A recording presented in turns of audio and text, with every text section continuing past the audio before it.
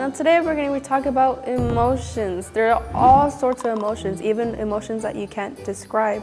For example, there's happy, there's sad, there's angry, and there's maybe like playful, or maybe just like ecstatic, or like emotional, and also just maybe just like depressed, like you're sad, and also maybe you're so like, also I guess patience is an emotion where you're just waiting for something to happen, but you're patient but you're not impatient.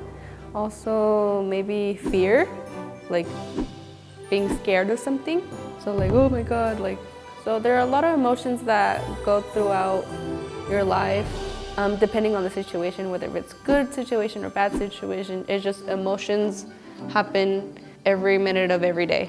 So that's it on emotions.